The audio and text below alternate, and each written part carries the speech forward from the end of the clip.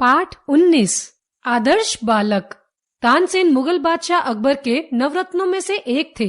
वह प्रसिद्ध शास्त्रीय गायक थे। उनकी गायन कला का सब लोहा मानते थे, जिस कारण उन्हें अपनी गायन कला पर बहुत अभिमान हो गया था। उन्होंने बादशाह अकबर को अपने प्रभाव में लेकर आगरा में यह फरमान जारी कर दिया कि जो मनुष्य गायन कला में मेरी बराबरी न कर सके, वह आगरा की सीमा के अंदर न गाए, और यदि उसने ऐसा किया तो वह मृत्युदंड का पात्र होगा। एक दिन तानसेन की शर्त से अनभिज्ञ साधुओं की एक मंडली नगर में पधारी। मंडली में सम्मिलित सभी साधु स्वतंत्र प्रकृति के ईश्वर भक्त और हरि भजन में मग्न होकर आगरा की गलियों में गाए चले जा रहे थे कि तभी सिपाहियों ने आकर उन्हें चारों ओर से घेर लिया और हथकड़ियां पहनाकर बादशाह अकबर के दरबार में पेश किया। वहां तानसेन ने गायन कला से संबंधित कुछ प्रश्न उन साधुओं से पूछे, किंतु सभी साधु तानसेन के प्रश्नों का उत्तर देने में असमर्थ रहे। अकबर के होंठ हिले और सब साधु तानसेन की दया पर छोड़ दिए गए। तानसेन में दया का भाव कम था, इसलिए उन्होंने एक 10 वर्ष के अबोध बालक को छोड़कर बाकी सभी साधुओं के लिए मृत्युदंड की आज्ञा दे दी। अबोध बालक रोता हुआ आगरा के बाजारों से निकला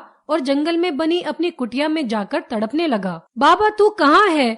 मेरे बाबा को छीन लिया और मुझे इस अथाह संसार में अनाथ बनाकर छोड़ दिया। अब कौन मुझे प्यार करेगा और कौन मुझे भक्ति का मार्ग बताएगा? कौन मेरा पालन पोषण करेगा और कौन घोर संकटों में मेरी रक्षा करेगा? इन्हीं विचारों में डूबा हुआ बालक देर तक रोता रहा। इतने में राम राम जपते बाबा शंकरानंद कुटिया के अंदर आए और कहने लगे, बैजू बेटा अशांत मत हो। शंकरानंद की आवाज सुनकर बैजू घबरा उठा और बिलक बिलक कर रोते हुए बोला, महाराज मेरे साथ अनर्थ हुआ है, मुझ पर वज्र गिरा है। शंकरानंद बोले, शांति शांति। बैजू रोते हुए बोला, महाराज तानसेन ने मुझे तबाह कर दिया। शंकरानंद ने पुनः कहा, शांति शांति। बैजू ने शंकरानंद के चरणों से लिपट कर कहा, गुरुवर शांति जा चुकी है, अब मुझे प्रतिहिंसा की इच्छा है, प्रतिकार की आकांक्षा है। शंकरानंद ने बैजू को उठाकर हृदय से लगाया और कहा, मैं तुझे वह शस्त्र दूंगा जिससे तू अपने पिता की मृत्यु का बदला ले सके, किंतु उसके लिए तुझे 10 वर्ष तपस्या करनी होगी। बैजू ने कहा,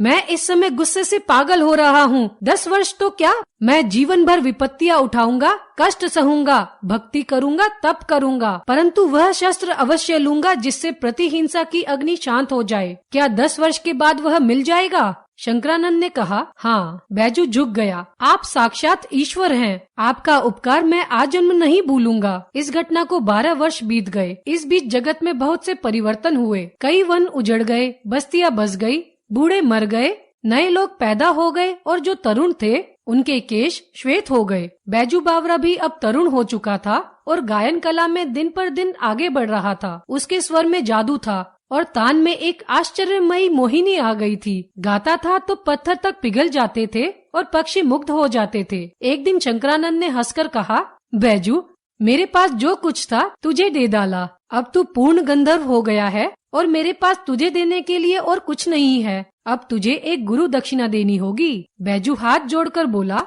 गुरुवर आपका उपकार जन्म भर सिर से न उतरेगा, आज्ञा करें। शंकरानंद बोले, प्रतिज्ञा करो। बैजू ने बिना सोचे विचारे कह दिया, प्रतिज्ञा करता हूँ कि। शंकरानंद ने वाक्य को पूरा किया, इस राग विद्या से किसी को हानि नहीं पहुँचाऊंगा। बैजू का रक्त सूख गया, पैर लड़खड़ाने लगे। 12 वर्ष के परिश्रम पर पानी फिर गया। बदले के लिए छुरी हाथ में आई तो गुरु ने प्रतिज्ञा लेकर कुंद कर दी। बैजू ने होंठ काटे, दांत पीसे और वह खून का घूंट पीकर रह गया। एक सुंदर नवयुवक आज आगरा के बाजारों में गाता हुआ जा रहा है। दुकानदारों और राहगीरों ने समझा कि मृत्यु इसके सिर पर मंडरा रही है।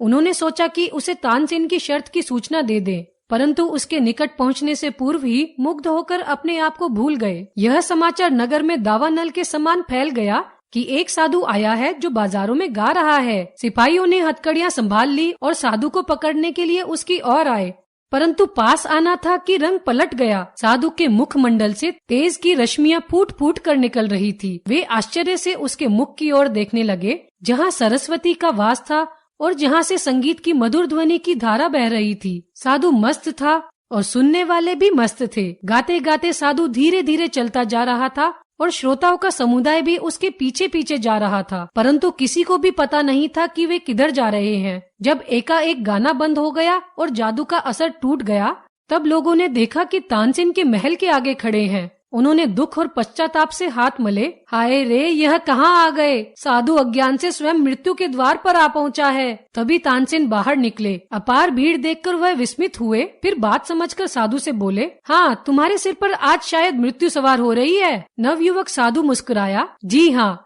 मेरी आपके साथ गान विद्या पर चर्चा करने की अभिलाषा है। तानसेन ने बेपरवाह से उत्तर दिया, हाँ, अपनी इच्छा पूरी करो। तभी सिपाहियों को हथकड़ियों का ध्यान आया। वे आगे बढ़े और उन्होंने हथकड़ियां साधु के हाथों में पहना दी। भक्ति का तांता टूट गया।